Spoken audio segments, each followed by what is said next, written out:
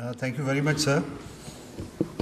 We have the Deputy Prime Minister and Foreign Minister has provided a detailed policy statement which outlines very clearly the main contours of Pakistan's policy on this development and what is happening in our region. We have a bit more detailed information to share with our colleagues and friends here. And this is basically an attempt to further build on what the Deputy Prime Minister has already articulated. And essentially, it is an effort to clear the fog of confusion and also to remove the miasma of disinformation, basically, and to clearly lay out Pakistan's perspective. So the sequence we are following is basically just to give you an outline of how our detailed presentation would flow. So first we will speak a few words about the Pahalgam incident, some details about geography, what happened. The second is the question of the larger problems which we have been witnessing, which is very evident, is the fake encounters and illegally held Pakistani prisoners in India. The third and very crucial, very important, it feeds into this whole picture, is the Indian-sponsored and abetted terrorism in Pakistan. This we will explain in some detail how it is happening and what are the mechanics and what are the implications of this. And finally, the last two sections deal with the internal repression in India and stifling of freedom of expression, basically. So the first part I'll start is the Pahalgam incident. Can we slide? Yeah, okay. So you have a good view of it.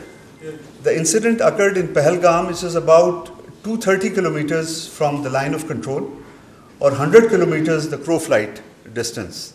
And it's a known tourist area. And it's very clear if you look at this map which has been on display here.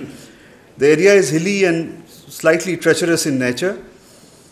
An important detail now, this please keep in mind. The attack took place between 1350 to 1420 hours. This is the time window when this attack is taking place.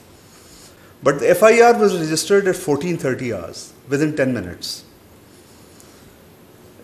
Unfortunately, there were 26 people died. There was, including one Nepali national, and 16 people were injured. Indian security forces reached the site and launched a search operation, but 8 days have passed. So far, there is no news of any arrest, suspects information being shared about suspects or evidence being shared. But it is also even more interesting is that, first of all, in 10 minutes, FIR was registered, but with equal alacrity, the Indian social media accounts, they all follow a certain pattern. They are affiliated with the Indian External Intelligence Agency.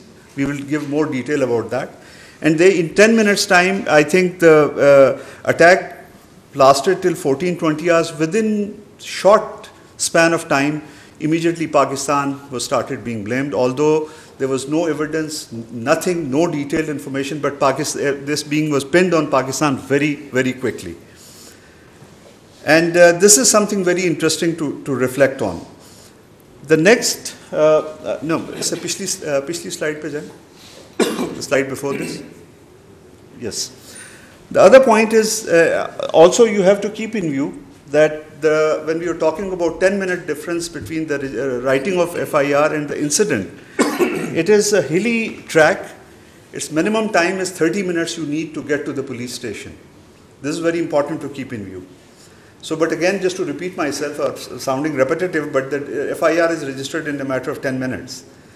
The timing raises serious questions about how information was processed so quickly. And writing of FIR is that it needs certain deliberation. Maybe someone called, but the point is you need to gather, this is the first information report, you have to have some contours of what happened actually before you get into the writing of the FIR.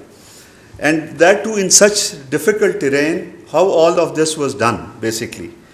From this onward, now come to the next slide. I will now request the Director General ISPR, Lieutenant General Sharif, to take over this, the other part of the presentation. He'll share more details on this. Thank you, sir.